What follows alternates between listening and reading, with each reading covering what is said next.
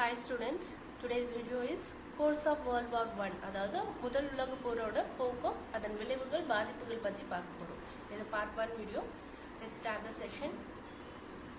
Two warring camps. First one, Central Powers. ரெண்டு போரிடும் முகாம்கள் இருந்தது. அதுல மைய நாடுகள் பத்தி பார்க்க போறோம். ஸோ ரெண்டு அணிகளா பிரிஞ்சது. ஃபர்ஸ்ட் அதுல மைய நாடுகள் பத்தி பார்க்குறோம். ஃபர்ஸ்ட் சென்ட்ரல் பவர்ஸ்ல எந்தெந்த கண்ட்ரீஸ் இருந்ததுன்னா Germany, Austria, Hungary, Turkey, Bulgaria இந்த நாடுகள்லாம் இருந்தது. ஆரம்பத்துல ஜெர்மனியோட ஆஸ்திரேலியாவோட இணைஞ்சு போர் செய்யறேன்ட்டு இட்டாலி சொன்னாங்க. பட் இட்டாலி கொஞ்சம் கொஞ்சமா விலக ஆரம்பிச்சு போர் செய்யலை அப்படின்ட்டு. ஏன் போர் செய்யலை அவங்க விலக ஆரம்பிச்சாங்க? அதுக்கான ரீசன் என்னன்னா இட்டாலியோட நார்த் ஈஸ்ட் சைடு வடகிழக்கு பகுதியில் ட்ரெண்டினோன்ற ஒரு பகுதி இருக்கு. அது அந்த டைம்ல ஆஸ்திரியா ஹங்கேரியோட ஆட்சிக்குட்பட்ட பகுதியா இருந்தது. இட்டாலிக்கு சொந்தமான பகுதி, பட் ஆஸ்திரியா ஹங்கேரியோட ஆட்சிக்குட்பட்ட பகுதியா இருந்தது. அங்க இருந்தவங்க எல்லாருமே இட்டாலியை சேர்ந்தவங்க தான். அந்த பகுதியை மீட்டு தர முயற்சியில ஜெர்மனி இட்டாலிக்கு ஆதரவு தெரிவிக்கவே இல்லை. அதனாலதான் இட்டாலி கொஞ்சம் கொஞ்சமா போர்ல இருந்து விலக ஆரம்பிச்சது. பட் போர் ஆரம்பிக்கிற டைம்ல இட்டாலி நியூட்ரலா இருந்தாங்க. அதாவது உங்களுக்கு தேவையான எல்லா ஹெல்ப்பும் நான் பண்றேன், ஆனா போர்ல பங்கேற்க மாட்டேன் டைரக்டா அப்படின்ற மாதிரி சொன்னாங்க. பட் அதுக்கு முன்னாடியே 1915 ஏப்ரல்ல பிரான்ஸ், இங்கிலாந்து, இட்டாலி இந்த மூணு நாடுகளுக்கு இடையே லண்டன்ல ஒரு ரகசிய ஒப்பந்தம் நடத்தினாங்க. என்னன்னா, நான் போருக்கு அப்புறம் நான் கேட்குற பகுதியை எனக்கே கொடுத்துடணும் அப்படின்ட்டு இட்டாலி கேட்டாங்க. மற்ற நாடுகளும் சரின்னு சொன்னாங்க. சென்ட்ரல் பவர்ஸ் சேர்ந்தவங்க மைய நாடுகள் சரின்னு சொன்னதுக்கு அப்புறம் ஒப்பந்தத்தில் சைன் பண்ணாங்க. ஸோ அதுக்கப்புறம் தான் இட்டாலி போரில் பங்கேற்க ஆரம்பிச்சிடும். இதுதான் சென்ட்ரல் பவர்ஸோடது.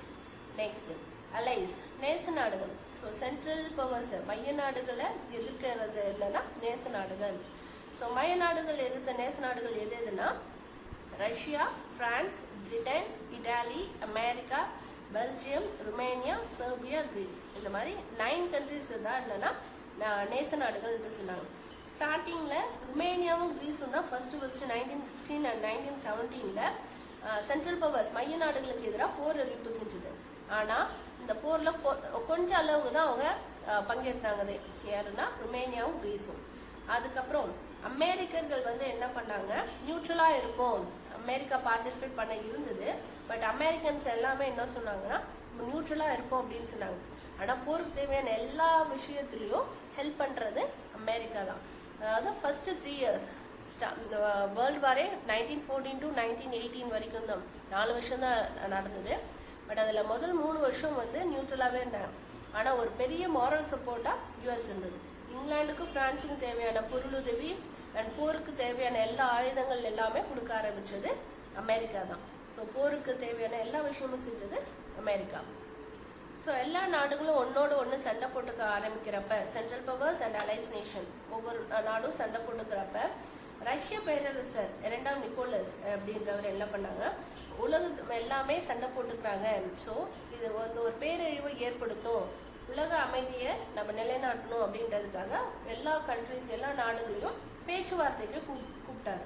ஸோ ஆலோசனை கூட்டத்துக்கு கூப்பிடுறப்ப அவரோட அழைப்பை எல்லா நாடுகளை சேர்ந்தவங்க அவங்களோட தலைவரோட வந்தாங்க.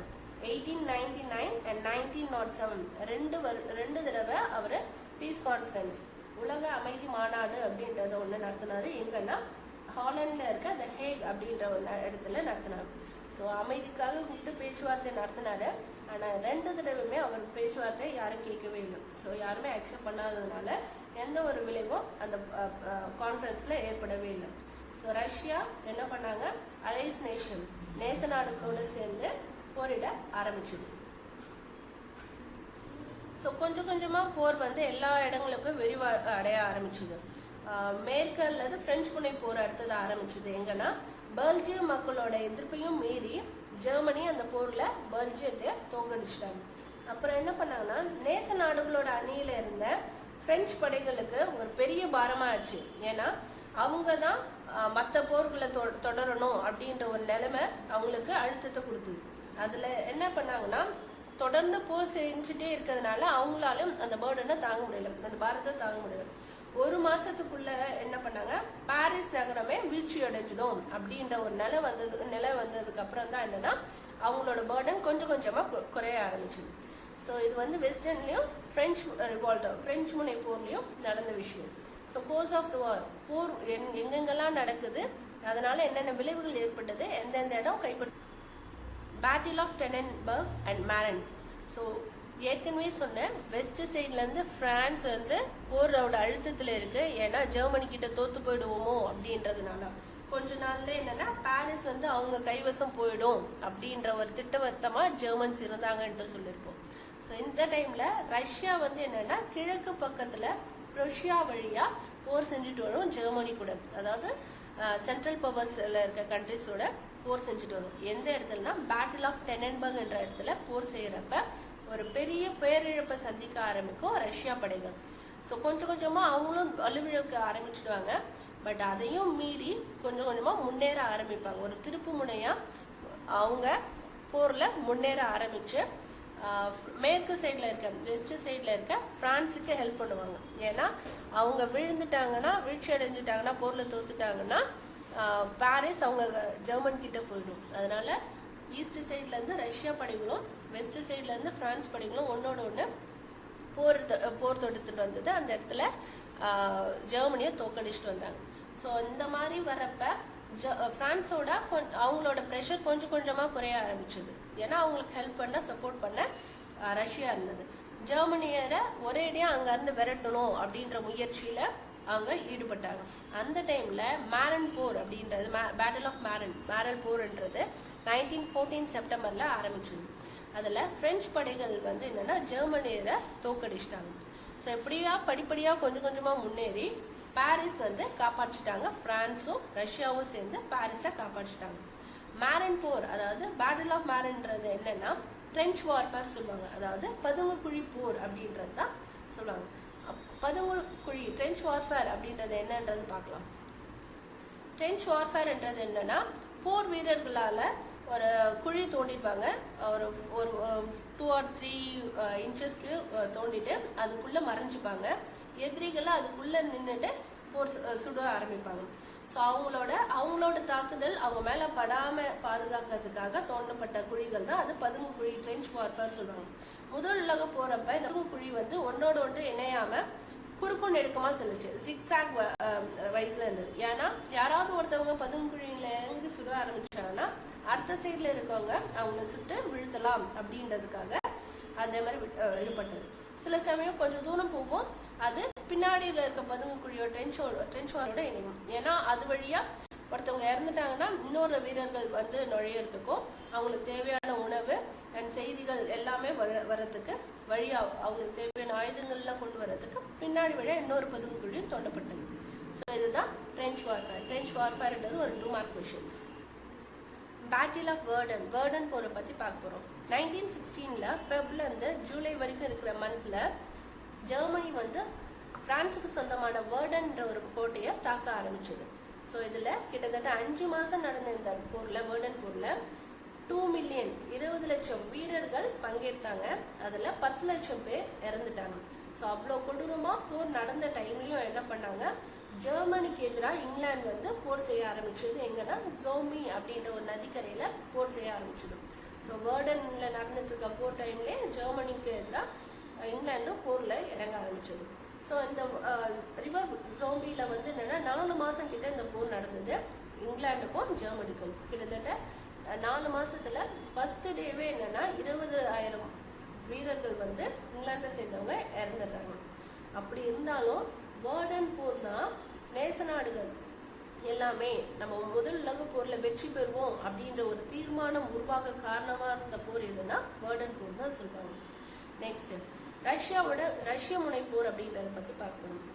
கிழக்கு பக்கத்தில் ரஷ்ய படைகள் வந்து ஆஸ்திரிய படைகளை மறுபடியும் தோக்கடிச்சுட்டே இருந்தது. ஏற்கனவே நம்ம ப்ரீவியஸ் வீடியோவில் பார்த்துருப்போம். ஆஸ்திரியாவுக்கு சப்போர்ட் பண்ண ஜெர்மனி வரும். ஜெர்மனி என்ன சொல்லும், செர்பியாவுக்கு சப்போர்ட் பண்ண ரஷ்யா வந்ததுன்னா கண்டிப்பாக நான் அவங்க மேலே போர் தொடுப்பேன் அப்படின்ட்டு ஒரு அனௌன்ஸ்மெண்ட் பண்ணதுனால தான் ஆஸ்திரியாவுக்கும் செர்பியாவுக்கும் ஒரு பகை வந்தது. அதுதான் முதல் உலக போராக வெடிக்க காரணமாக இருந்தது. அதுவும் ஒரு காரணமாக இருந்ததுன்ட்டு சொல்லியிருக்கோம். ஸோ அந்த டைமில் ரஷ்யாவும் தோக்கடிக்க ஆரம்பித்ததுக்கப்புறம் என்ன பண்ணாங்கன்னா ஜெர்மனி ரஷ்ய படைகளை தோக்கடிக்க ஆரம்பிச்சிடும். ஆனால் ரஷ்யாவில் இருக்க போர் வீரர்கள் எல்லாருமே என்னன்னா இராணுவ வீரர்கள் யாருமே ஜெர்மன் வீரர்களுக்கு ஈக்குவலான ஒரு திறம் வாய்ந்தவர்களாக இல்லவே இல்லை. அவங்களுக்கு தேவையான எக்யூப்மெண்ட்டும் கருவிகளும் ஆயுதங்களும் போதுமான அளவுக்கு ரஷ்யாவுக்கு கிடைக்காததும் என்னன்னா நாங்கள் போரில் பெரும் இழப்பை சந்திக்க ஆரம்பிச்சது ரஷ்யா. அதுக்காகவே என்னன்னா இதுக்கப்புறம் போயிட்டே இருந்ததுன்னா நம்ம தோற்று போயிடுவோம், நம்மளால நேச நாடுகள் அலைஸ் நேஷன் தோற்று சென்ட்ரல் பவர்ஸ் கிட்ட போயிடுமோ அப்படின்ற பயத்தில் என்ன பண்ணாங்க, 1917 ஏற்கனவே சார் மன்னருடைய ஆட்சி வந்து அக்டோபரில் வீழ்ச்சியடைய ஆரம்பிச்சது. ரஷ்யாவை ஆட்சி செஞ்ச சார் மன்னருடைய ஆட்சி வீழ்ச்சியடைய ஆரம்பிச்சது. ரஷ்யாவுக்கு ஓகே நம்ம இதுக்கப்புறம் போரில் பங்கேற்க வேணாம் அப்படின்ட்டு 1918 மார்ச் 3 அன்னைக்கு பிரெஸ்ட் லிட்வோஸ்க் அப்படின்ற ஒரு உடன்படிக்கையில் கையெழுத்திட்டது. யார்கிட்ட? ஜெர்மன் கிட்ட. நாங்கள் இனிமேட்டு போர் செய்ய மாட்டோம், போர்லேருந்து விலகிக்கிறோம் அப்படின்ட்டு சொல்லி கையெழுத்திட்டது. ஸோ இது மூலியமான ரஷ்யா விலகிடுச்சு அப்படின்னா ஜெர்மனியோட நிலை ரொம்ப வலுவாச்சு, ஸ்ட்ராங்காச்சு. வலுவாச்சுன்னா நம்மளை பார்த்து ஒரு நாடு விலக ஆரம்பிச்சுது, மற்ற நாடுகளும் இதே மாதிரி போயிடும், நம்ம கிட்ட தான் எல்லா நாடுகளும் வந்து சேரும் அப்படின்ற ஒரு எண்ணம் ஜெர்மனிக்கு வர ஆரம்பிச்சது. அப்படி இருந்தாலும் ரஷ்யா நேச நாடுகளுக்கு உதவியாக ஏற்கனவே 3 இயர்ஸ் வந்து ஒதுங்கியே இருந்த யுஎஸ்ஏ வந்து ஜெர்மனியோட எதிராக போர் செய்ய போகிறேன், ஜெர்மனியை நான் ஒடுக்கணும் அப்படின்ற எண்ணத்தோட போரில் களமிறங்க ஆரம்பிச்சது. 3 வருஷம் போர் செய்யாத அமெரிக்கா ஜெர்மனிக்கு எதிராக போர் செய்ய களமிறங்க ஆரம்பிச்சது. ஸோ நெக்ஸ்ட் அதை தான் பார்க்க போகிறோம். So today session is over. Next video பார்க்கலாம். தேங்க்யூ.